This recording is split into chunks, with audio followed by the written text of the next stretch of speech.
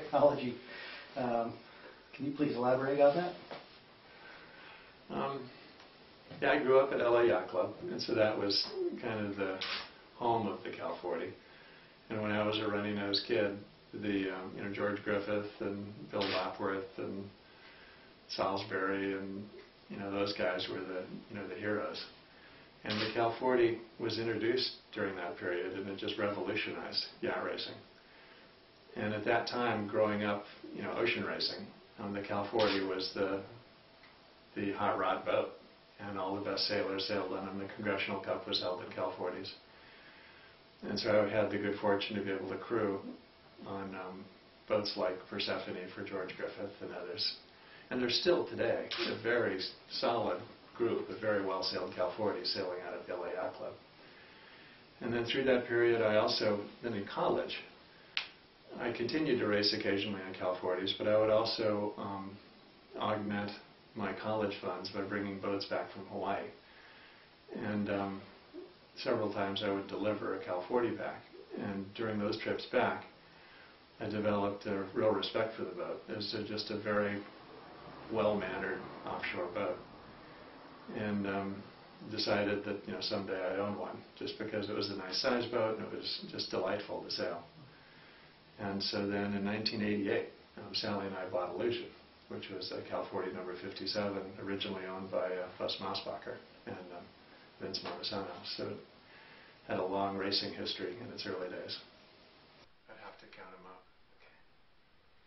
And you've won, the latest I could pull up was 11th Navigator, or there? I think that's right. Okay. Favorite memories from either Transpac or Pac Cup? 79 was a great one, because that was the year we were first to finish, and that was on Drifter. The ones you win, are first to finish are some of the most fun, but 79 was a great one for me, because at that, I was just in the process of earning a reputation as a navigator, and being first to finish on the 79 Transpac was kind of a breakthrough for me that enabled me to get good rides, after that, like in 83 on Charlie and then beyond.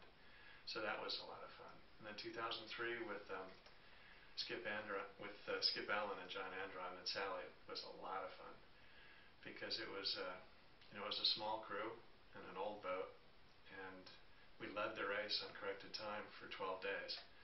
And then at the end of the day, we won our class, we won our day, and then we were third in fleet.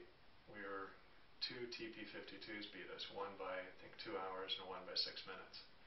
But to have a 40-year-old boat with a crew of 4 do so well on the Transpac was just fabulous. What do you think the TP52s thought about the Cal 40? Al Martin's Sumatra, a Lapworth 50. And I navigated for Al in a number of Whitney Series races, the Sand Neck race, the Tri-Island race, the races out of Los Angeles around the Channel Islands. I navigated in a Mazatlan race, navigated in the Transpac. But I first started navigating, I think it was even before high school, probably junior high school and high school. And I just developed an interest in navigation. And navigation in those days, it wasn't technical, it was more of the art of navigation. And you would use the conventional dead reckoning and celestial techniques. And it really was more the art and the lore of it. And I'm not quite sure why I developed an interest in it. I think it may have been because my father was a navigator and my godfather was a B-17 navigator. And so to talk to them about it and hear about it, I just started reading about it, developed an interest. And then it was a very useful skill to have at the time in ocean racing, because being a young kid who could do the foredeck, steer, and also navigate made one attractive, and it made it easier to get rides, especially on light displacement boats, because the crew could carry one fewer crew if they could have somebody who could steer, do the foredeck, and navigate, instead of having to